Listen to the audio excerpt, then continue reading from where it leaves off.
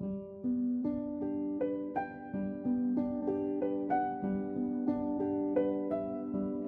know, Maya Angelou has been my most steadfast counselor for my entire life. I discovered her probably 30 years ago when I was in college, and I lean into her work.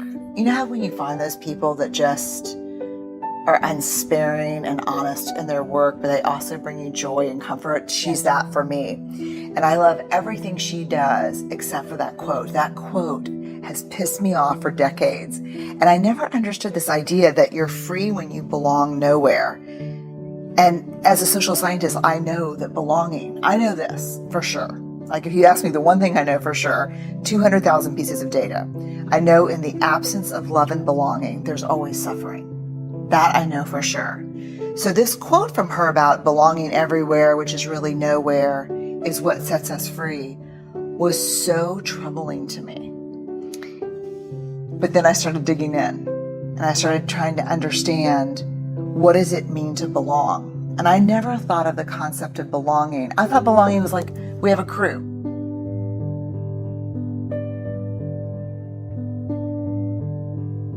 And belonging is something you kind of negotiate with external groups of people. But it's not. What I found very quickly is the rest of that actual quote is part of an interview that she did, where she ended up with Bill Moyers, where she ends up saying, you know, he ends up pushing a little bit on it and saying, so are you saying that you belong nowhere and to no one? And she said, I belong to Maya.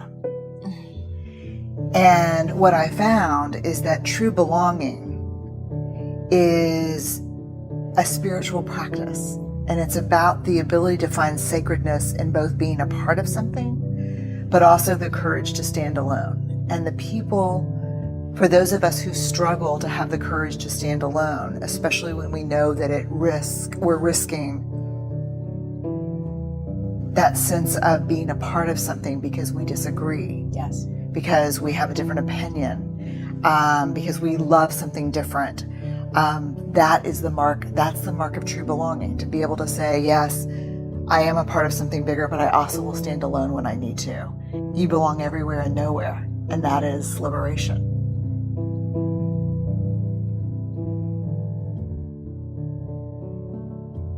Because when I do a lot of leadership work, I talk about understanding your personal values, and my two personal values are faith and courage. And so they say, don't talk about faith. It's inappropriate. This is a corporation. And so I just got to the point where I'm like, look, I've sat across from thousands and thousands of people over the last 2 decades of my life, listening to the hardest things you can imagine. And the two things that everyone has in common when they're talking about those things are cussing and praying. If you don't want me to cuss and you don't want me to pray, that's awesome. Ask somebody else. Because what I'm not going to do is get up and you. And there are a million people in this space who are better than I am, who know different things than I do. Invite them. If you need me to wear a suit, I totally get it. I'm not going to do that.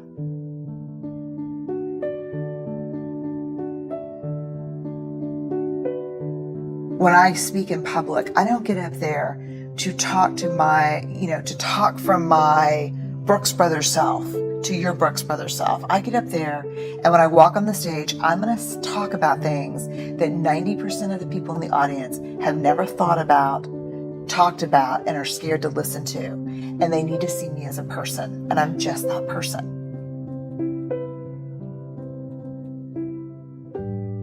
There's this part from Braving the Wilderness that it really changed me. It's the practice that came from the book, and it is, don't walk through the world looking for evidence that you don't belong, because you will always find it. Don't walk through the world looking for evidence that you're not enough, because you'll always find it. Our worth and our belonging are not negotiated with other people. We carry those inside of our hearts. And so for me, I know who I am. I'm clear about that. And I'm not going to negotiate that with you. I will negotiate a contract with you. I will negotiate maybe even a topic with you, but I'm not going to negotiate who I am with you.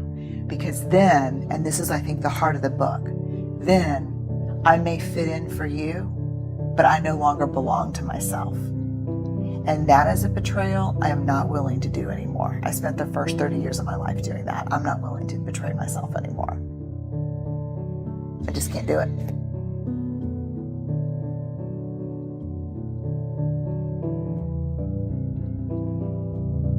So braving is all about trust. And so probably 3 or 4 years ago, in a lot of my leadership work, I probably, and this is something people don't know about me, I probably spend 90% of my time inside big organizations working with C-suite teams. That's what I do most of the time. And so in working with leaders, one of the things that kept coming up is trust building in teams, building trust in a culture. The thing that's hard about trust is if I work for you, and you call me in and I'm like really upset because I got passed over for a promotion. And you say to me, look, Brené, you're doing great work, but there are some trust issues. The minute you say anything that I can perceive as I am no longer trustworthy or you don't trust me, we go completely limbic. We go completely out of listening with our prefrontal cortex to listening, to fight, flight, freeze, defend. Because our trust is our integrity. It's who we are. So I kept wondering, when we talk about trust, what are we actually talking about? What could you call me into your office and say to me that would be more helpful, more impactful and productive than we have trust issues or I don't trust you? So we dug into the data to figure out what is trust? What do we mean when we say trust? And what I found are there are 7 elements that we're talking about when we talk about trust. And these are observable and measurable. These are what we can talk about with each other. So braving is the acronym we use. B is boundaries. You set boundaries. When you don't know what they are, you ask. You're clear about what's okay and not okay, which is, as you know, so hard for people. Boundaries are really hard. Reliability is the R. You do what you say and you say what you do. The big hard thing about reliability is you're not hustling for worthiness, so you're not completely overcommitting and not delivering. That's the reliability issue. A is accountability. You don't back channel and blame. You hold people accountable in a straightforward way. V, which I think is really interesting, is the vault. What people don't understand about the vault that's really interesting to me too is that you call me in and I'm saying, I don't understand why I got the position. You say, look, we've got some trust issues that we need to work through specifically. I want to talk about confidentiality in the vault. And I look at you like, Marie, I have never shared a single thing that you have told me in the 10 years we've known each other. And you look back at me and say, yes, but you come in here on a regular basis and share things with me that are not yours to share. It's the other side of confidentiality. It is not only do you not talk out of school between us, you don't come in here and say, hey, look, I know what's going on with John, blah, blah, or this is what's happening with, So, because when I do that, and I do that to get connection with you, I do that as a bid for connection. Let me tell you what's going on that you don't know about. Yeah. But when I walk out of the office, you trust me less. Because I'm using stories that are not mine as currency. So we've got the vault. Then we go to I, integrity, which is choosing courage over comfort, practicing your values. And this is a big one. And I think we have this in common. And I love this about you. It's choosing what's right over what's fun, fast, and easy. We have a culture of fun, fast, and easy. We have a culture of people who don't do discomfort. I've never achieved a single thing in my career or life comfortably. And then we go to N for non-judgment. You can ask for help without feeling judged, and I can ask for help without judging myself. And then generosity, which I think is probably the biggest, hardest one for me sometimes, which is when something happens, I assume positive intent. So if things go sideways between us, I'm like, damn it, Marie, I'm so pissed off. I go and say, let me assume the best. Help me understand what happened, Marie. I thought we had a plan around this. And I give you a chance, a benefit of the doubt, before I launch into my anger.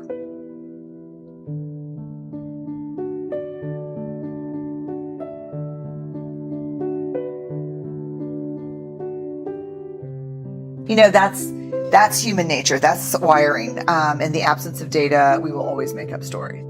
And so I think for braving the wilderness, the whole idea of the wilderness being those times when we stand alone, and those times when we go out on a limb, the times we walk away from what we know, our ideological bunkers and our beliefs, braving is the tool to help us manage the wilderness.